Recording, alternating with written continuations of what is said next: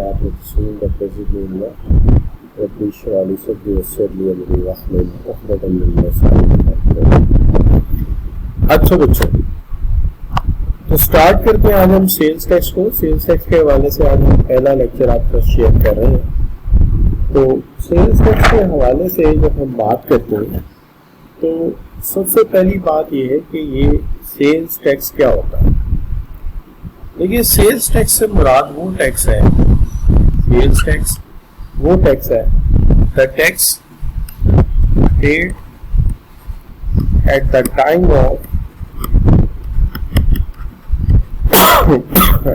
Of sale of goods और services.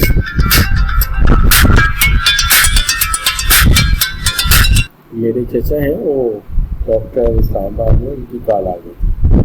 अच्छा बच्चों, तो बात हम ये कह रहे थे कि आम तौर पे जो आम स्टूडेंट्स हैं उनका ख्याल ये होता है कि सेल्स टैक्स वो टैक्स है जो उस वक्त पे करना पड़ता है जब हम कोई चीज़ खरीदते हैं। अच्छा, लॉजिकली देखा जाए तो आप सही सोच रहे हैं, लेकिन प्रैक्टिकली जो हम कॉन्सेप्ट में पढ़ते हैं तो ये वो टैक्स है जो देना पड़ता है जब हम कोई चीज़ सेल कर रहे होते हैं, यानी सेल्स के टाइम पे देना पड़ता है। क्योंकि आप अपने एंगल से सोचते हैं कि मैं बायर हूँ, जब मैं चाय की पत्ती खरीदता हूँ, जब मैं जो है सर्फ खरीदता हूँ या डिटर्जेंट खरीदता हूँ, तो मैं कीमत में मिला के कुछ पैसे पे करता हूँ, और कीमत में मिला के मैं जो पैसे पे करता हूँ वो पैसे जो है वो मेरे नज़दीक क्या है, मेरा वो सेल्स टैक्स है। लेकिन दूसरी तरफ अगर देखा जाए तो जो सेलर है एक्चुअली तो उसे आगे बढ़ के ये अदा करना पड़ता है, एक्चुअली तो सेलर को आगे बढ़ के अदा करना पड़ता है।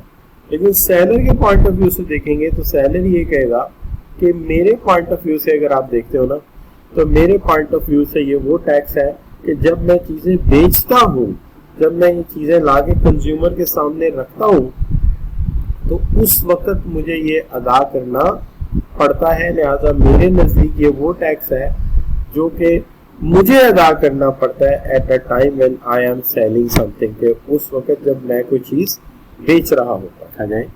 तो बेचने वाले के एंगल के या बेचने वाले के पॉइंट ऑफ व्यू के साथ अगर आप देखते हो तो बेचने वाला ये समझता है कि मैं जब कोई चीज़ बेचता हूँ तो मुझे उस पर जो अदायगी करनी पड़ती है वो सेल्स टैक्स है। ठीक हो गई जी बात। अच्छा, लेकिन हमारे लॉ में लिखे है कि sales tax is a tax paid to a government for the sales of certain goods and services. Usually laws allow the seller to collect funds for the tax from consumers at the point of purchase. तो point of purchase पर उनसे ये tax collect किया जाए। जैसे कि वो समझे कि आप इस शॉप पे गए और इस शॉप से आप कोई चीज़ें खरीद रहे, तो ये जो सेलर आपको चीज़ें बेच रहा है, इसका काम ये है कि आपसे टैक्स को कलेक्ट करे और कलेक्ट करके ये टैक्स जो है ये गवर्नमेंट को भेजे। तो आपसे ये टैक्स कलेक्ट करके गवर्नमेंट को भेजे। अब जब हम ये बात करते हैं कि ये सेल्स टैक्स जो है ये कैसे इसका कॉन्सेप्ट पाकिस्तान में आया, तो इस पे ज़्यादा कोई तफसीली बात पेपर पॉइंट ऑफ व्यू से नहीं है। बस इतनी बात याद रखिएगा कि शुरू में पाकिस्तान का जो मईशत है वो इतनी इस कंडीशन में कोई इतने ज़्यादा सिस्टमेटिक नहीं थी, तो शुरू में इतना ज़्यादा आइडिया नहीं था। लेकिन बेसिकली 1952 में ये मामला जो है वो ज़्यादा उठा और उस वक्त स्टैंडर्ड रेट रखा गया 6% सेल्स टैक्स का। ये निज़ाम जो है ये हमें मिला था बरतानिया से।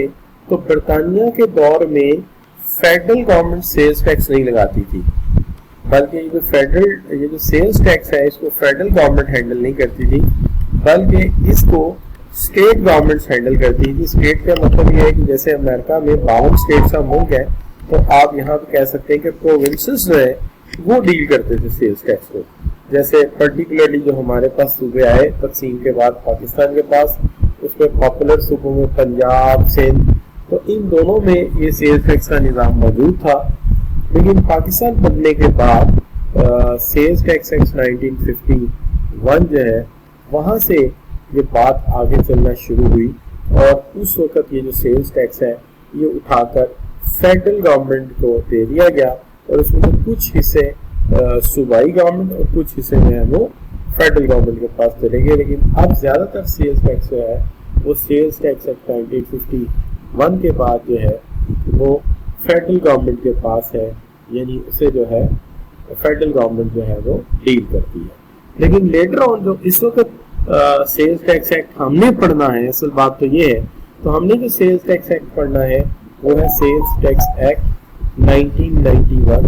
तो सेल्स टैक्स एक्ट 1991 ने लेटर ऑन टेक ओवर कर लिया या रिप्लेस कर दिया पुराने सेल्स टैक्स के एक्ट जो बना था 1951 में और काफी ऑब्सोलीट हो चुका था।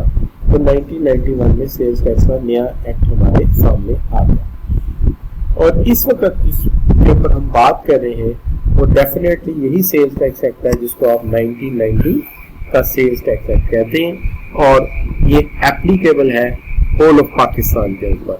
और होल ऑफ पाकिस्तान की भी एक डेफिनेशन यहाँ देनी जरूरी है कि इसके अंदर कौन कौन से इलाके आते हैं जहां पर ये टैक्स नाफिज है। तो इसके अंदर पंजाब है, सिंध है और नॉर्थ वेस्ट फ्रंटियर प्रोविंस जिसको आप KPK कहते हैं और उसके अलावा जो है आपका प्रोविंस ऑफ बलूचिस्तान है। तो ये टेरिटरीज है जिन पर ये लागू है, नाफिजुल अमल है और वहां पर ये सेल्स टैक्स एक्ट जो है वो काम कर रहा है। अच्छा, तो बहरहाल हमें इसमें बहुत ज्यादा तफसील में जाने की जरूरत नहीं है। आप जानते हैं पॉपुलर सूबे 4 हैं, उन पर ये लॉ जो है एप्लीकेबल है, सिंपल सी बात। अच्छा, अब रही बात ये कि जब आप कहते हैं डेफिनेशन में कि tax period is of 15 of month such other period specified by the board with the approval of federal minister in charge. ये सेल्स टैक्स कैसे जमा होता है? देखिए, आमतौर पे अभी जो आप टैक्स पढ़ के आए हैं उस टैक्स में सालाना टैक्स जमा होता था जो कि 1 जुलाई को साल शुरू हो जाता था और 30 जून को खत्म हो जाता था। इस तरह वो साल जो 1 जुलाई 2021 को शुरू हुआ वो 30 जून 2022 को खत्म हो गया। लेकिन सेल्स टैक्स जो है वो मंथली बुनियादों पे लिया जाता है। सेल्स टैक्स जो है वो हर माह आपसे लिया जाता है, तो ये मंथली है। मिसाल के तौर पे जनवरी खत्म हुआ तो इसका टैक्स फरवरी में जमा होगा, फरवरी खत्म होगा तो इसका टैक्स मार्च में जमा होगा। लेकिन इस टैक्स को सबमिट करने के लिए जाहिर बात है 31st ऑफ ईच मंथ या 30th ऑफ ईच मंथ जो है वो पॉसिबल नहीं होता कि महीना खत्म होते ही सारा हिसाब किताब वाइंड अप कर दिया जाए। इस तरह तो सारी दुकानें और तमाम सेल पॉइंट्स जो हैं वो हर महीने के एंड पे बंद हुआ करेंगे कि जी एक दिन हमें दे दे, हमने अपने सेल्स टैक्स की रिटर्न सबमिट कर ली। तो जाहिर है ये तो हम नहीं चाहते, इसलिए हमने ये किया हुआ है, ये हमारे निज़ाम में ये चीज़ है कि जो टैक्स है वो जो सेल्स टैक्स की बात हो रही है कि सेल्स टैक्स जो है वो हर माह की जो 15 डेज दिए गए हैं 15 दिन तक जमा कराया जा सकता है। यानी वो टैक्स जो जनवरी का है आप उसको 15 फरवरी तक करा सकते हो और जो फरवरी का है उसको 15 मार्च तक करा सकते हो। तो 15 मंथ तक आप उसको प्रोलॉन्ग कर सकते हो, यानी महीने खत्म होने के 15 दिन के अंदर अंदर आप उसको सबमिट कर सकते हो। लिहाजा इस चीज की ज्यादा वजाहत आपको यहाँ से मिल जाएगी कि due date for finishing the return is 15th of day of month following the end of the tax period. यानी साल शुरू हुआ 30 जून को खत्म हुआ तो 1 जुलाई को साल शुरू हुआ तो पहले महीने की रिटर्न जो है वो आप 15th ऑफ अगस्त तक जमा करा सकते हैं और जब अगस्त खत्म होगा तो you can submit the August return in the 15th of September और सितंबर खत्म होगा तो उसकी रिटर्न जो है वो जमा हो सकती है 15th ऑफ अक्टूबर। इस तरह हर महीने की रिटर्न जो है उसके लिए आपके पास 15 दिन दस्तयाब है। जुलाई की रिटर्न 15 अगस्त तक, अगस्त की रिटर्न 15 सितंबर तक और सितंबर की रिटर्न जो है 15 अक्टूबर तक जमा कराई जा सकती है, यानी हर महीने के खत्म होने के 15 दिन के अंदर अंदर ये जमा करवाई जा सकती है। अब जहां तक सवाल है कि इसके साथ आपने कहा कि कोई वो डिफरेंट डेट पे भी हो सकती है अगर अप्रूवल ले ली जाए खास हालात में, और उसको फर्निश करते वक्त इसके साथ एनेक्स्चर ऑफ रिटर्न लगता है। एनेक्स्चर होता है वो रिटर्न, वो पर्टिकुलर डॉक्यूमेंट्स जो कि रिटर्न के साथ अटैच किए जाते हैं, रिटर्न के साथ अटैच किए जाते हैं। इसलिए आपने देखा होगा मैंने क्लिप लगाए हुए साथ, इसके साथ मैंने इसलिए इसके साथ जो है क्या लगाया, मैं क्लिप लगाई हुई। क्लिप लगाने की जो वजह है वो यही है कि आपको ये बावर कराया जा सके, आपको ये बावर कराया जा सके या आपको ये बात वाज़ह की जा सके कि इसके साथ कुछ अनेक्सर यानी अजाफी कागजात लगाए जाते हैं। वो अजाफी कागजात कौन से होते हैं? वो अजाफी कागजात हो सकते हैं जैसे सेल्स का, सेल्स की तफसील है तो हम इसको कहेंगे सेल्स एनेक्स्चर। सेल्स एनेक्स्चर से मुराद है जो हमने चीज़ें फरोख्त की हैं उनके हवाले से कुछ हिसाब किताब के कागज होंगे, और वो कागज यकीनन एक ही होगा, काफ़ी सारे कागज होंगे और वो उसके साथ अटैच किए जाएंगे वाया दिस क्लिप। और इसी तरह जो हमने खरीदी होगी उसके हवाले से, जो चीज़ हमने खरीदी होगी ज़ाहिर खरीद कर ही बेची है ना, उसके हवाले से परचेज एनेक्स्चर होगा, और परचेज एनेक्स्चर में जो चीज़ें खरीदी हैं उनकी तफसील होगी, वो भी इसके साथ नक्की कर दी जाएगी। और इन दोनों का जो डिफरेंस होगा वो उस पर हमें हिसाब देना होगा, तो उस पर हमें टैक्स जमा कराना होगा कि इन दोनों का जो फर्क है वही हमें बताएगा कि कितना टैक्स सबमिट करना पड़ेगा। अब यहाँ पर ना एक चीज होती है कि हमने ये समझ लिया कि सेल्स टैक्स क्या है, सेल्स टैक्स का ड्यूरेशन या टाइम स्पैन क्या है, टाइम पाथ क्या है सबमिशन के लिए, और फिर हमने ये समझ लिया इसकी ड्यू डेट्स क्या है, और फिर हमने ये समझ लिया कि सेल्स रिटर्न के साथ जो आपके डॉक्यूमेंट्स लगते हैं वो किस किस टाइप्स के हो सकते हैं। ज़ाहिर और भी हो सकते होंगे मुख्तलिफ इंडस्ट्रीज के अंदर, लेकिन हमारा काम ये है कि थोड़ा सा आपको व्यू पॉइंट क्लियर कर दिया जाए। लेकिन एक चीज़ और भी है कि हमारे यहाँ जो सेल्स है इसके अंदर भी जिंदगी और मौत का एक आंसर है। जैसे हमारी जिंदगी में इसी तरह हमारे सेल्स टैक्स में भी एक वो है ना, लाइफ एंड डेथ मैटर जो है वो है। मिसाल के तौर पे हमारा एक कॉन्सेप्ट है कि एक्टिव टैक्स पेयर कौन है। तो एक्टिव टैक्स पेयर यानी कि एक ऐसा टैक्स पेयर जो हरकत में है, ठीक है, जो हरकत में है, लेकिन एक ऐसा है जो सोया हुआ है। अब जो सोया हुआ है जाहिर बात है वो तो सोया हुआ है, ठीक है ना जी, ये सोया हुआ है तो इसको परवाह नहीं कि यार मैंने रिटर्न जमा करानी है, मैंने अपने टैक्स का हिसाब लेना है, तो इसको आप समझिए ये सोया हुआ है। लेकिन वो टैक्स पेयर जो इस वक्त इस जुस्तजू में है कि मैं अपने हिसाब किताब को फाइनल कर लूँ और एक्टिव रहूँ। अच्छा, ये दुनिया में भी ऐसे ही है, कुछ लोग नमाज पढ़ रहे हैं, रोजे रख रहे हैं, फराइज की अदायगी कर रहे हैं, पड़ोसियों का रिश्तेदारों का ख्याल रख रहे हैं, तो वो एक्टिव है क्योंकि उन्हें पता है कि ये रिटर्न जो यहाँ मैं बना रहा हूँ इसका आखिरत में जाके हिसाब होना मेरे से, है ना। तो ये जाहिर बात है अल्लाह ताला कहते हैं कि ये वो लोग होंगे जो आखिरत में बड़े पुरमसरत होंगे, खुश होंगे, ये अपनी मौत पे भी खुश होंगे। यानी मौत पे हमें तो नहीं ना बता सकते, लेकिन ये अपनी मौत पे भी खुश होंगे। वो अल्लाह से मिलने जा रहे हैं और जो उन्होंने अच्छा अमाल किया उसका नतीजा लेने जा रहे हैं। और दूसरी तरफ कुछ लोग सोए हुए हैं और वो क्या है, वो एक्टिव नहीं है। और ये वो लोग हैं कि जब वक्त आएगा तो उस वक्त इन्हें शदीद परेशानी होगी क्योंकि ये वक्त ज़ाया कर चुके होंगे। अच्छा, तो ये कॉन्सेप्ट हमारे सेल्स टैक्स में भी है कि वो लोग जो कुछ एक्टिव टैक्स पेयर हैं वो परेशानी से बच जाएंगे क्योंकि वो साथ ही साथ हिसाब देते जा रहे हैं और वो अपने ऊपर कोई बर्डन इकट्ठा नहीं कर रहे। लेकिन वो लोग जो एक्टिव नहीं है, जाहिर बात है वो अपने ऊपर एक लंबा बर्डन कर रहे हैं। तो वो कहता है कि एक्टिव टैक्स पेयर कौन है? जो रजिस्टर्ड पर्सन है, जिसके पास अपना रजिस्ट्रेशन नंबर है सेल्स टैक्स के लिए और वो इनमें फॉल नहीं करते। यानी ये गुनाहगारों की लिस्ट है जो नीचे दी हुई है, ये उन लोगों की लिस्ट है जो कि क्या है, इनके नज़दीक बड़े नाहजार किस्म के लोग हैं जो कि एक्टिव नहीं है, सुस्त पड़े हुए हैं और ये लावर्जी का शिकार। इनमें सबसे पहले तो एक्टिव वो हैं जो रिटर्न टाइम पे जमा कराए और वो रजिस्टर्ड पर्सन है, तो वो एक्टिव है। लेकिन वो लोग जो किसी गलत हरकत की वजह से ब्लैक लिस्ट हो चुके हैं, अब ब्लैक लिस्ट हो रहे हैं जिनकी रजिस्ट्रेशन सस्पेंड कर दी गई है, तो इस सस्पेंशन की बड़ी वजूहात हो सकती है।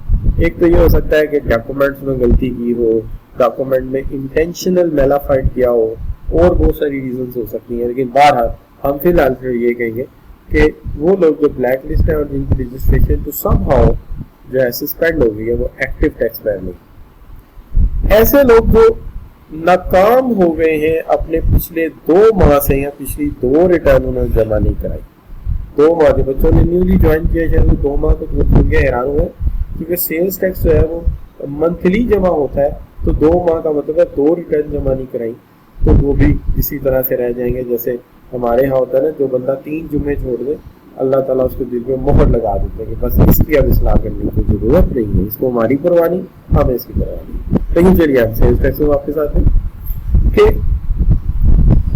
ब्लैक लिस्ट कर दिया गया। तो ब्लैक लिस्ट क्यों किया? जाहिर है तो मेलाफाइड इंटेंशन होगी। दूसरी तरफ वो तमाम लोग या वो लोग जो पिछली 2 रिटर्न जमा नहीं करवा पाए, जमा करवाने में नाकाम हो गए, एंड उसके अलावा who failed to file return statement final tax by the due date, तो जो है अपनी जो है वो फेल हो गए, failed to file the return statement of the final tax by due date and manufacturer any other person and importer, तो जो ड्यू डेट पे अपनी फाइनल टैक्स रिटर्न जमा नहीं करा पाए। असल में इसके अंदर कुछ ऐसे भी लोग होते हैं ना जो इंपोर्ट वगैरह करते हैं, तो इंपोर्ट वगैरह जो करते हैं उनका जब भी माल आता है उन्हें एक रिटर्न फाइल करनी होती है, तो अगर वो रिटर्न फाइल नहीं कर सके तो उनको भी एक्टिव टैक्स पेड लिस्ट से खारिज कर दिया जाता है। ठीक है जी। और वो लोग जो फिर आपको पता मंथली रिटर्न तो जाती है, उसके साथ साथ कुछ क्वार्टरली और एनुअली विद होल्डिंग टैक्स भी रखे होते हैं जो जाने होते हैं, और वो उसको फाइल नहीं कर सके। विद होल्डिंग टैक्स ये होते हैं कि जब हम चीज़ों को खरीदते हैं तो खरीदते वक्त भी हम उन लोगों से जिनसे हमने माल खरीदा होता है उनकी अदायगी में से हम कुछ ना कुछ पैसे काट लेते हैं या टैक्स काट लेते हैं, और उनके टैक्स आईडी पे या उनके जो है वो रजिस्ट्रेशन नंबर पे हम वो टैक्स जो है जमा खुद करवा देते हैं, ताकि अगर ये किसी ना किसी तरह से टैक्स नेट से अटैच हो। तो ये क्या हुआ कि हमने जो खरीदार है जिससे हम एज अ खरीदार अपने सप्लायर के पैसों में से बिल में से टैक्स काटते हैं और खुद जमा करा देते हैं, ताकि हमारा सप्लायर भी टैक्स नेट में आ जाए। तो अगर इसका भी हिसाब देने में कोई बंदा नाकाम रह गया है तो वो भी एक्टिव टैक्स पेयर लिस्ट से खारिज हो जाएगा। तो इसका मतलब ये हो गया जिन लोगों को ब्लैक लिस्ट कर दिया गया है गलत, फिलहाल ये सोचिए गलत डेटा देने की वजह से या मेलाफाइड रिटर्न फाइल करने की वजह से वो एक्टिव टैक्स पेयर लिस्ट का हिस्सा नहीं रहे। वो लोग जिन्होंने पिछले 2 माह से या 2 टैक्स रिटर्न फाइल नहीं की वो भी एक्टिव नहीं रहे। वो इंपोर्टर या मैन्युफैक्चरर जिन्होंने फाइनल टैक्स रिटर्न फाइल नहीं की, कितना माल आया कितना गया, वो भी फारिग हो गए।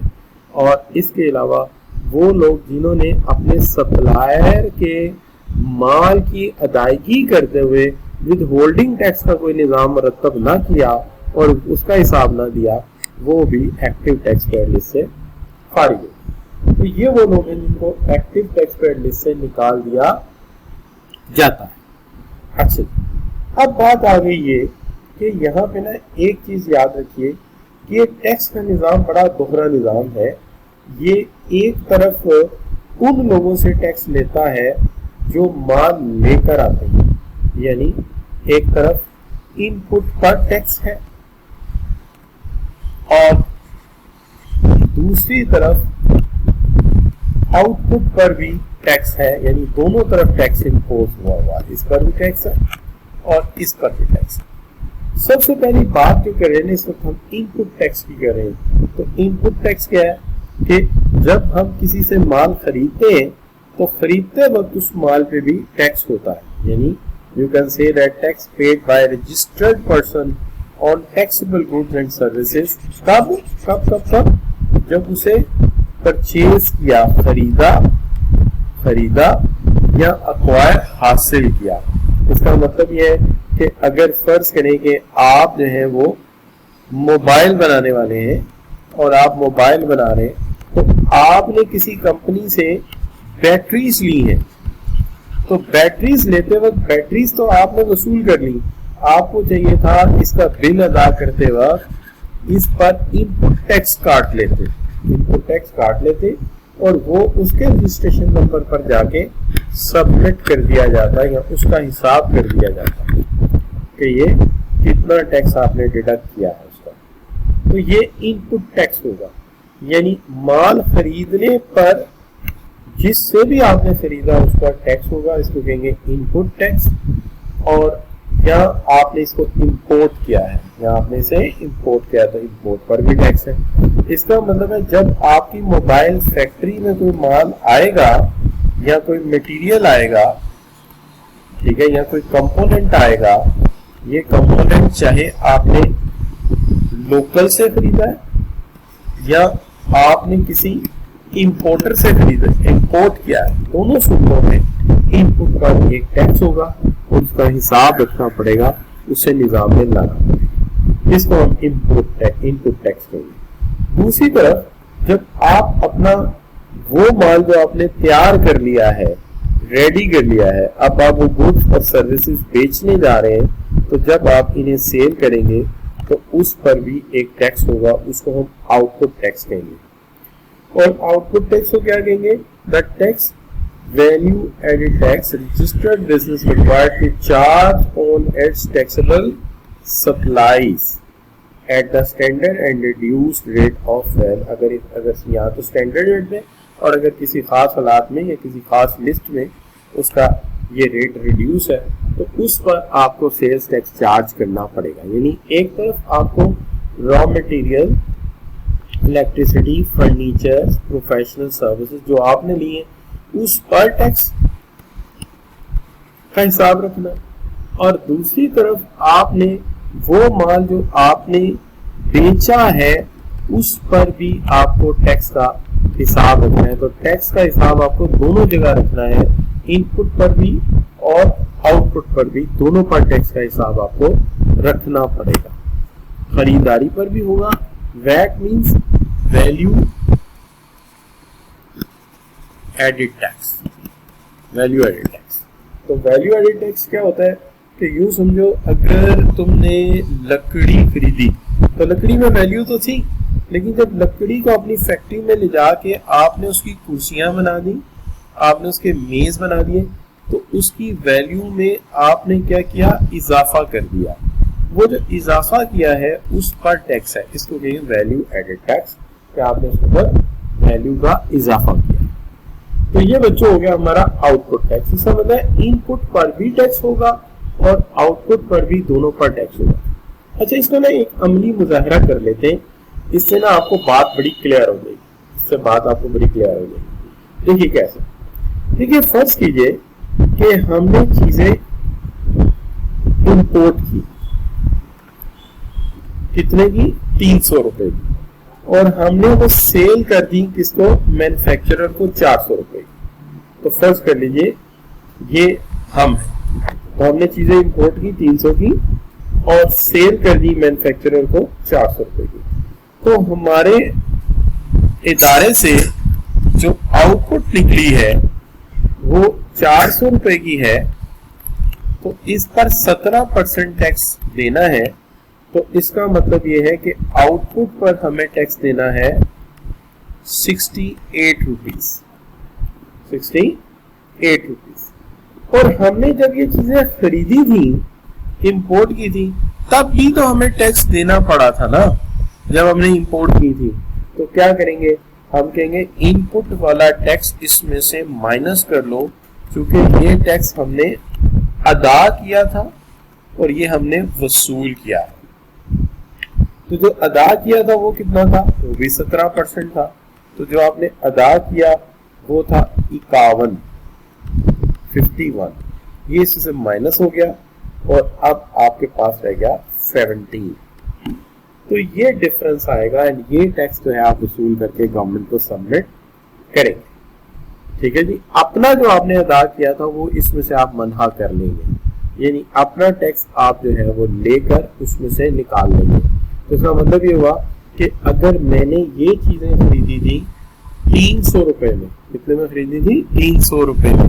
तो जब 300 रुपए में खरीदी थी तो उस वक्त मैंने 17% टैक्स दिया था, यानी 300 जमा 51, इसका मतलब मैंने 351 रुपए पे किए थे, जबकि चीजें 300 की थी। अब जब मैं बेचूंगा तो मैं 400 की अगर बनाई है तो मैं 458 रुपए की बेचूंगा, ताकि मेरे 51 रुपए कवर हो जाए और ये 17 रुपए का डिफरेंस आएगा जो हम सबमिट करेंगे गवर्नमेंट को।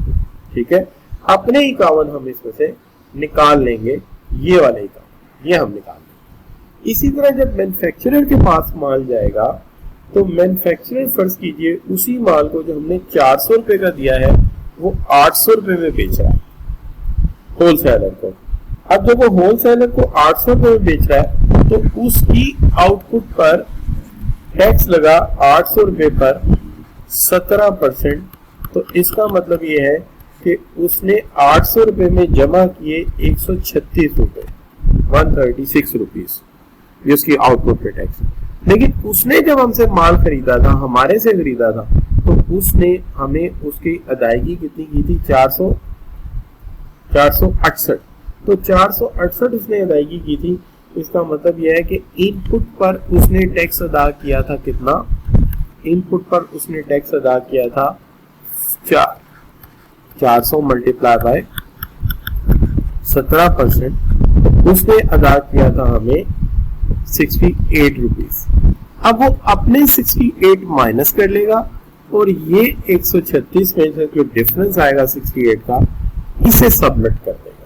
लेकिन अपने दिए हुए वो पैसे जो 400 रुपए की चीजें लेके यहाँ आया था, उस पर जो उसने 68 रुपीज दिए थे उसे वो माइनस कर लेगा, उसे वो निकाल लेगा।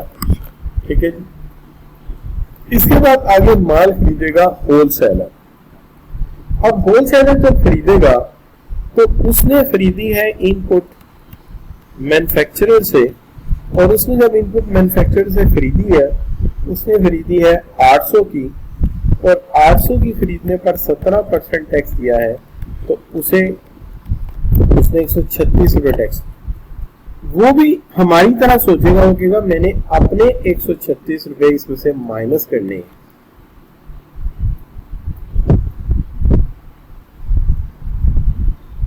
क्योंकि ये मुझे माल की खरीदारी पे अदा करने पड़े, तो चूंकि मुझे माल की खरीदारी पे 136 रुपए अदा करने पड़े, अब मैं जो अपना माल बेचूंगा आउटपुट एज अ सेलर, तो मैं 1000 रुपए पे 17% टैक्स मैं भी चार्ज करूंगा।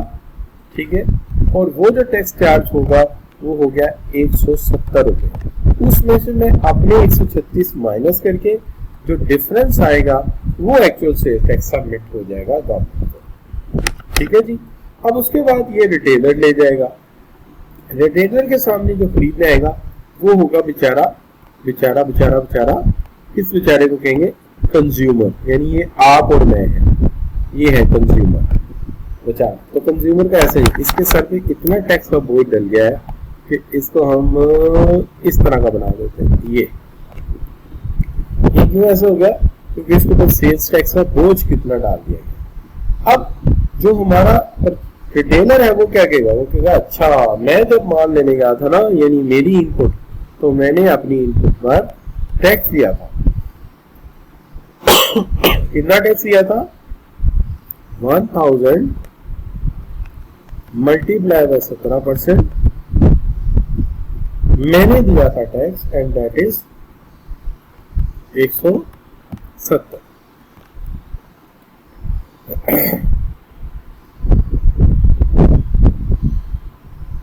मैंने टैक्स दिया था 170। अब आउटपुट पर जो है मैं जो 1100 रुपए की बेचूंगा, इस पर मैं 17% टैक्स लूंगा। सबसे पहले नेकी का काम ये करूंगा कि इस 187 रुपए में से अपने 170 माइनस करूंगा। अपने 170 माइनस करने के बाद जब 17 रुपए का डिफरेंस आएगा ये गवर्नमेंट को मैं सबमिट करूंगा, और लेकिन अपने 170 मैं इसमें से निकाल। इसी तरह इंपोर्टर ने अपने 51 निकाले, मैन्युफैक्चरर ने अपने 68 निकाले, होलसेलर ने अपने 136 निकाले, और जो है रिटेलर ने अपने 170 निकाले, और आखिरकार 187 रुपए का बोझ ट्रांसफर हो गया किस पर? कंज्यूमर पर। इस तरह टैक्स देने वाले ने 187 रुपए दिए, और पीछे देखिए कितना लंबा नेट है कि हर स्टेप पर इनपुट पर टैक्स लिया गया और आउटपुट के वक्त टैक्स चार्ज करके उसमें से अपना इनपुट माइनस करके बाकी हिस्सा गवर्नमेंट को। क्लियर हो गई की बात? अब यहाँ तक अगर बात क्लियर है तो मैं चाहूंगा कि आप बच्चे एक दफा जी लिखकर एंटर करें और सेटिस्फाई कर दें मुझे, जिसके अंदर हमारे पास फैसल हैं, ठीक है जी, फैसल है, असल है, मलिक रहबर है, मोहम्मद फैजान है, ठीक है जी, और उनके साथ साथ जो है बाकी बच्चे जो है हमारे पास, तो वो क्या करें, हमें बताएं कि ये बात समझ आ गई है। चल ठीक हो गई बात कि कैसे सेल्स टैक्स का नेट काम कर रहा है। अब इस बात की ना थोड़ी सी वजाहत जो है या थोड़ा सा और इसको एक बार तफसील से देखते हैं। देखिए एक मोमेंट के लिए सोचिए कि आप टोयोटा मैन्युफैक्चरर, आपकी टोयोटा की फैक्ट्री है। सोच लें यार, क्या जाता है सोचने में, आपको क्या चला जाए। 2 मिनट में सोच लीजिए कि आपका नाम जो है, फर्ज करे आपका नाम रख देते हैं मिस्टर जियोंग टोयोटा, तो आप इसे मिस्टर जियोंग टोयोटा, और टोयोटा की फैक्ट्री आपकी है, ठीक है। तो जियोंग टोयोटा जो है वो मतलब आप है और आपकी टोयोटा की फैक्ट्री है। तो देखते हैं कि टोयोटा गाड़ी कैसे काम करती है, कैसे बनती है, कैसे नेट में जाती है। जरा 1 मिनट के लिए सोचते हैं। देखिए आप ये समझते हैं कि एक टोयोटा यारिस 28 लाख रुपए की, तो 28 लाख रुपए की, हाँ जी 28 लाख रुपए की। लेकिन जब आप ये टोयोटा गाड़ी खरीदने आएंगे तो मैं आपसे ये कहूंगा कि बंदा बन जाओ और 28 लाख रुपए पे 17% सेल्स टैक्स देकर गाड़ी ले जाओ। तो आपको 17% टैक्स देने का मतलब ये हुआ कि आपको 4,76,000 रुपया इसके साथ देना है, अगर जीएसटी लगा हुआ है इस पे टोयोटा। तो आप 4,76,000 रुपया देके जाएंगे, और ये जो टोयोटा कार है ये आपको मिलेगी कितने में? प्राइस का होगी इसकी प्राइस होगी 28 लाख इसकी कीमत है, और इस पर आपको सेल्स टैक्स भी देना है, और सेल्स टैक्स देते हैं आप कितना? 4,76,000 रुपया देते हैं। तो फिर आपको ये गाड़ी दस्तयाब है जो कि 32,76,000 रुपये में आपके पास आई। मैं गाड़ी की बात करूँ, रजिस्ट्रेशन बाकी चीजें वो मैं अलग बात करूँ, लेकिन फिलहाल ये गाड़ी आपको 32,76,000 रुपये में आई। अब देखिए बात ये है कि गाड़ी आपने खरीद ली, ओके। अब मैं आप ऐसा मिस्टर जियोंग टोयोटा क्या करेंगे इस 4,76,000 रुपये? इस 4,76,000 रुपये में आपने गाड़ी को टायर लगाए थे जर्नल वालों से खरीद के, ठीक है ना। जर्नल वालों ने टायर खरीद के लगाए थे, और टायर इसको लगाए थे आपने 2 लाख रुपए के। इस तरह 17% आपको देना पड़ा टायरों पे। तो ये आप इनपुट पे टैक्स दे रहे हैं, कितना? 34,000 रुपया आपने यहाँ अदा किया होगा। ये आप इसमें से माइनस करेंगे। क्यों? क्योंकि आपने जो टायर खरीदे आपने उसके ऊपर सेल्स टैक्स दे दिया हुआ है, आपने सेल टैक्स दे दिया हुआ है, लिहाजा अपना सेल्स टैक्स आप माइनस करेंगे जो आपको देना पड़ा टायरों पे। किससे लेंगे? कस्टमर पे। तो बोझ सारा किस पे डाला आपने? 4,76,000 का बोझ इस कस्टमर पर डाल दिया। जिस बेचारे को सिर्फ गाड़ी चलाने की ख्वाहिश है, ठीक है जी। लेकिन आपने गाड़ी बनाते हुए भी जो टायर खरीदे थे उस पर भी तो आपने जो है वो 2 लाख रुपए पे 17% नहीं 34,000 रुपया टैक्स दिया। उसके बाद आपने इंजन इंपोर्ट किया था टोयोटा जापान से, जब इंपोर्ट किया था उस पर भी 17% दिया था। इस तरह 85,000 आपको देना पड़ा था इंजन का। अब आप ये भी इसमें से माइनस करेंगे, ये भी आपको अदा करना पड़ा। फिर आपने लग्जरी सीट मंगवाई थी 2 लाख रुपए की, उस पर फेडरल एक्साइज लगी थी 17%, तो 34,000 रुपया आपको 34,000 जो है आपको वो देना पड़ा, ठीक है ना। 34,000 आपको वो देना पड़ा, तो 34,000 इधर कर दिया, ये भी आपको देना पड़ा, ये भी आप इसमें से माइनस करेंगे। क्यों? ये सारे इनपुट पर टैक्स दिए आपने, ये सारे आपने इनपुट पर टैक्स दिए। उसके बाद आपने एक चार्टर्ड अकाउंटेंट हायर किया था जो कॉस्ट मैनेजमेंट को डील करता था, और वो फर्म की सर्विसेज लेने पर भी आपको 17% देना पड़ा था। तो इसका मतलब ये है 1,700 रुपया ये भी। अच्छा, ये एवरेज एक कार पे है, जाहिर है 10,000 को ना लिए होंगे चार्टर्ड अकाउंटेंट ने, उससे तो लाखों रुपए में फीस भी होगी, लेकिन एक गाड़ी पे जब हमने तकसीम किए तो 1,700 रुपए बने। अब प्रोविंशियल सेल्स टैक्स भी देना पड़ा, कुछ चीजें एक सूबे से दूसरे सूबे में गई, तो एक सूबे से दूसरे सूबे में जब चीजें गई 50,000 की, तो उस पर आपको 85,000 ये देना पड़ा, और ये 85,000 भी इसमें से क्या होगा आप माइनस करेंगे, क्योंकि ये भी तो अदा करना पड़ा है ना। सॉरी 8500 में क्या 1000 ये भी मुझे अदा कर, मैंने तो दिया है ना, तो मुझे क्या करना होगा, मुझे डिडक्ट करना होगा, ठीक है जी। अच्छा, आजाद जम्मू कश्मीर से वायर मंगवाई थी, तारें जो लगी उसके अंदर इलेक्ट्रॉनिक सिस्टम 30,000 का आया था, उस पर भी टैक्स देना पड़ा, तो 5100 रुपया वहां भी देना पड़ा था, ये भी मैं काटूंगा, तो ये भी आप काटेंगे एज जियोंग टोयोटा के नाम से आप काम कर रहे हैं। और इस तरह आप इस 4,76,000 रुपए को मैं इधर मूव कर देता हूँ ताकि स्टेटमेंट सही लगे आपको, ठीक है जी।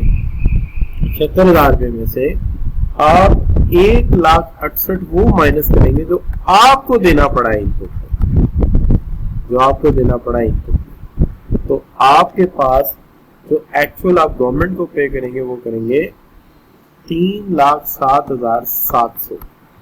ये आप गवर्नमेंट को हर गाड़ी के बेचने पर, हर कार के बेचने पर अदा करेंगे।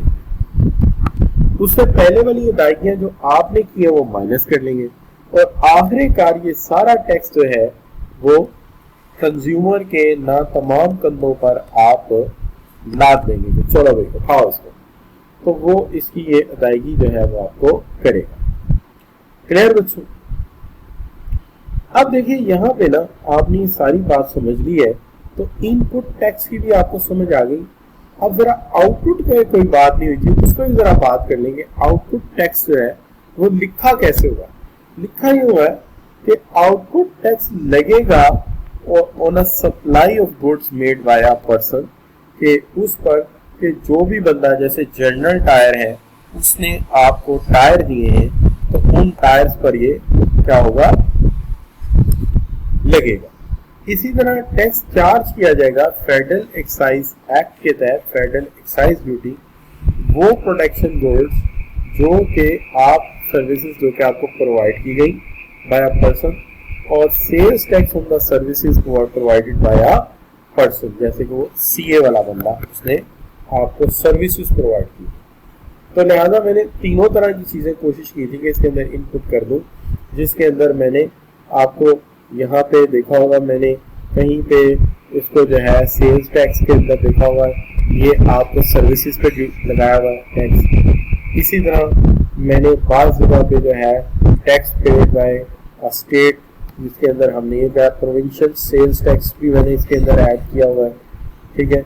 इसी तरह फेडरल एक्साइज ड्यूटी गई लगाई हुई है, तो वो भी मैंने इसके अंदर ऐड की है। तो मैंने ये सारी चीज़ें शो करने की कोशिश की है कि बाज़ बात कोई चीज़ ऐसी होती है जैसे टायर खरीदे, ठीक है, उस पर आपने टैक्स दिया, फेडरल एक्साइज ड्यूटी देनी पड़ गई कुछ चीज़ों पर जो कि आपने प्रोडक्शन की है और प्रोडक्शन के अंदर वैल्यू एडिशन किया है किसी ने और वो आपको दी है, या किसी ने कुछ सर्विसेज दी है, तो वो सारी के ऊपर जो है वो टैक्स लगा हुआ है। ये आपकी फैक्ट्री है टोयोटा की जहाँ गाड़ियाँ बन रही हैं, ठीक है, और ये आपके वर्कर हैं, जरा थोड़ी देर के लिए आप देखिए सही वर्कर है, नहीं तो बदल देंगे, अब कोई ऐसा मसला नहीं, क्योंकि आज तो आप जी योंग टोयोटा बन रहे। अच्छा बच्चों, अब बात ये है कि कुछ चीजें ऐसी हैं जिस पर हुकूमत को बड़ा रहम आया और उन्होंने कहा कि ये एग्जाम्प्ट है। तो वो ये कहते हैं कि हमसे ये पूछने ना हो कि क्या ये पीसी हुई मिर्चें एग्जाम्प्ट है, क्या ये जो है जो फला चीज है ये इस पे टैक्स एग्जाम्प्ट है, क्या हवा खाने पे टैक्स एग्जाम्प्ट है, क्या धूप में बैठने पे टैक्स एग्जाम्प्ट है, ठीक है, क्या मुंह हाथ धोने पे टैक्स एग्जाम्प्ट है। अगर आप इस तरह रोजाना फोन करके इनकम टैक्स डिपार्टमेंट को फोन करके पूछते रहे कि जी क्या हम छत पे चढ़ जाए और छत पे हवा खाएं तो टैक्स फ्री है, अरे यार इतनी सारी बातें ना पूछो। सीधी बात यह है कि टैक्सेबल गुड्स वो है जिनको हमने जो है क्या कर दिया है, शाबाश, लिस्ट में डाल दिया है, और बाकी जितनी भी चीजें हैं यानी taxable good means all goods other than exempt, तो वो तमाम चीजें जो एग्जम्प्ट नहीं है उन पर टैक्स है, ठीक है। तो हमने एक लिस्ट दे दी है, बस उसके लिए क्लियर है, बार बार तुम पूछो ये एग्जम्प्ट है, ठीक है। एग्जम्प्ट के अलावा जो हमारी लिस्ट है ना उस पर टैक्स है और लिखने में उलट लिखा हुआ है। एक्चुअली तो कहना ये चाह रहे हैं कि जो चीजें लिस्ट में मेंशन नहीं है वो एग्जम्प्ट, लेकिन लिख ये रहे कि taxable goods means all goods other than exempt, जो एग्जम्प्ट है उसके अलावा बाकी चीजें जो है उन पर टैक्स है। इस तरह क्योंकि जारी बात है, चूंकि एक जमाना होगा ना कि थोड़ी चीजों पर टैक्स होगा और ज्यादा चीजों पर टैक्स नहीं होगा, तो उस वक्त क्या होगा कि वो चीजें जो लिस्ट में नहीं है वो एग्जम्प्ट है। लेकिन अब मसला ये है कि ज्यादा चीजों पे टैक्स है और थोड़ी चीजें ऐसी हैं जिस पे टैक्स नहीं है, लिहाजा अब उन्होंने क्या कह दिया कि taxable good means all goods that are then exempt. यानी मैंने जब एग्जम्प्ट का सोचा तो मुझे चंद एक मिसालें मिली, धूप में बैठना, हवा खाना, सांस लेना, बाकी तकरीबन तमाम चीज जो भी ज़हन में आएगी उस पर टैक्स है। अच्छा बच्चों, अब आगे क्या जी, आगे सिर्फ 2-3 बातें करूंगा। आपको पता मुझे ज्यादा बातें करने की आदत तो है कोई नहीं, लिहाजा मैं लंबी बात खींचूंगा नहीं, सिर्फ 2-3 बातें करूंगा और बात को वाइंड अप कर दूंगा। सबसे पहली बात जो है ना अब आपके साथ जो मुझे करनी है वो ये है कॉटेज इंडस्ट्री। देखिए कॉटेज इंडस्ट्री वो इंडस्ट्री है जिसके लिए, यानी कॉटेज इंडस्ट्री जारी बात है डिफाइन करनी क्यों जरूरी है, क्योंकि हमारे बिजनेस में इसके टैक्स के लिए अलग से निज़ाम है या इसके ऊपर टैक्स कम है, तो लिहाजा बताना जरूरी है कि कॉटेज इंडस्ट्री आप कहते किसको। वो कहता है कि कॉटेज इंडस्ट्री वो इंडस्ट्री है जिसके पास इंडस्ट्रियल गैस और इलेक्ट्रिसिटी का कनेक्शन नहीं, वो इंडस्ट्री कॉटेज नहीं है जिसके बाहर पता लगे एक ट्रांसफार्मर भी इंस्टॉल हुआ है खंभों के ऊपर, ठीक है जी, और बड़ा गैस का मीटर लगवा के गैस भी लगी हुई है और आप कह रहे हैं कॉटेज इंडस्ट्री। ये कॉटेज इंडस्ट्री नहीं है। कॉटेज इंडस्ट्री वो है जिसके पास 3 फेस मीटर नहीं है, जिसके पास एक बड़ा इंडस्ट्रियल गैस मीटर नहीं, वो कॉटेज। दूसरी बात, ये इंडस्ट्री जो है ये रेजिडेंशियल एरिया में है तो कॉटेज इंडस्ट्री है। अगर ये इंडस्ट्रियल जोन में लगी हुई है फिर ये कॉटेज इंडस्ट्री नहीं है, क्योंकि फिर आपने तो स्पेशल एफर्ट की है, इसका मतलब है ये तो फिर बड़ा कारोबार हुआ। और दूसरी बात ये does not have a total labour force, 10 worker से ज्यादा इसकी लेबर फोर्स ना हो, 10 से ज्यादा वर्कर है तो फिर ये कॉटेज इंडस्ट्री नहीं। और इसका annual turnover from all supply does not exceed 10 million. इसका टोटल टर्नओवर जो है सेल्स है वो 10 मिलियन से ज्यादा नहीं होने चाहिए, और अगर एक साल में एक भी दफा 10 मिलियन से ऊपर हो गया तो ये कॉटेज इंडस्ट्री की लिस्ट से बाहर आ जाएगी और फिर हम इसे छोटी इंडस्ट्री नहीं मानेंगे। तो कॉटेज इंडस्ट्री कौन सी, जिसके पास गैस का बिजली का मीटर इंडस्ट्रियल नहीं है, जिसकी जो रिहायशी इलाके में लगी है और जिसके वर्कर की तादाद 10 या इससे कम है। और दूसरी आखिरी बात यह है कि इसकी टर्नओवर यानी इसकी जो सेल्स है वो 10 मिलियन से ज्यादा नहीं है सालाना, N1, यानी कह लीजिए कि एक महीने की 1 मिलियन से कम ही होगी उन्होंने एवरेज। अच्छा, अब एक बात ये कि अक्सर हम सोचते रहते हैं कि यार ये ओपन मार्केट प्राइस क्या होती है। देखिए, ओपन मार्केट प्राइस की भी जरूरत पड़ती है हमें जानने की, ये टर्म बड़ी यूज होती है सेल्स टैक्स में। तो हर वो मार्केट जिसमें हम जाके खुली दुकान पे पैसे देके कोई चीज खरीदते हैं और वो जो पैसे अदा करते हैं किसी चीज के, हम उसे कहते हैं ये उसकी ओपन मार्केट प्राइस। जैसे मिसाल के तौर पे आप एक जो है वो पेन खरीदते हैं और वो पेन जो है वो कहते हैं जी ये 1000 का है, और आप जाके इसको ले आते हैं, चाहे उर्दू बाजार से खरीदें, चाहे हमारी टाउनशिप की मार्केट से खरीदें, चाहे आप जो है वलेंशिया से खरीदें, तो आप कहते हैं यार इसकी ओपन मार्केट प्राइस जो है ना वो 1000 रुपीज है। उसके अलावा फिर और बड़ी प्राइसेस हैं, मिसाल के तौर पे होलसेल प्राइस है, उसके अलावा हो सकता है इंपोर्ट प्राइस हो। तो लिहाजा इस तरह की जो बातें हैं वो उसके अलावा, इसका मतलब यह है कि ये वो प्राइस है जिस पर चीज शॉपकीपर आपको दे रहा है, जिस पर दुकानदार आपको दे रहा है, जिस पर रिटेलर आपको दे रहा है। तो हम ये कहते हैं open market price mean consideration in money which supply or similar supply would generally fetch, जिसके ऊपर वो चीज, या सिमिलर का मतलब है मिलती जुलती चीज, यानी जाहिर बात है एक पेन है तो हो सकता है उस तरह की बॉल पॉइंट वगैरह भी हो, तो वो चीज या उससे मिलती जुलती चीज आपको जितने पैसों में मिल जाती है, हम उसको कहते हैं ये है आपकी क्या, ओपन मार्केट प्राइस। ठीक होगी बात। अब ये जो आपने सिमिलर सप्लाई की बात सुनी है ना, इसको भी सुन लो। सिमिलर सप्लाई से मुराद ये होती है कि हमें अक्सर टैक्स लगाते हुए एक चीज के बारे में पता होता है, लेकिन दूसरी कोई ऐसी चीज नहीं आ जाती जिसके बारे में हमें आइडिया नहीं होता। तो हम पता है क्या कहते हैं, अच्छा वो जो काले वाला मार्कर है ये हरे वाला मार्कर बिल्कुल वैसा ही है। अच्छा हाँ हाँ बिल्कुल वैसा ही है, तो फिर जो काले वाले मार्कर पे निजाम चल रहा है वो उठा के हरे वाले मार्कर पे लगा दो। ठीक है जी।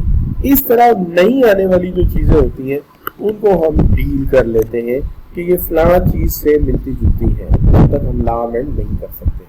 तो सिमिलर सप्लाई का मतलब यह है in relation to open market price of goods means any other supply of goods which closely or substantially resembles the characteristics, quantity, component and material of aforementioned good।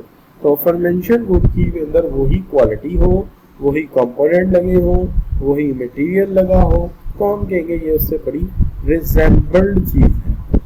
ठीक होगा, तो हम ये कहेंगे उससे बड़ी रिजेंबल्ड चीज है। क्लियर बच्चों?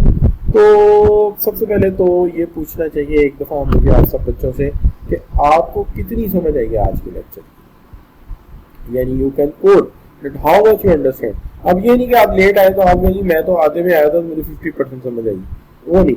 जहां से आपने लेक्चर शुरू किया है कितनी समझ आई है, यानी you can code 100%, you can code 95%, 98%, कितनी को समझ आई आपकी? शाबाश।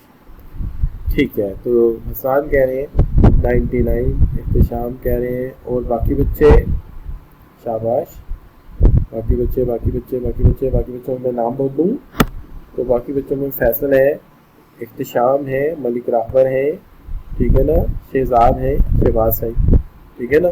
तो ओके दैट्स गुड। ठीक है, रिवाइज अभी कर देते हैं, इसमें कोई मसला ही नहीं है, अभी कर देते हैं। तो आज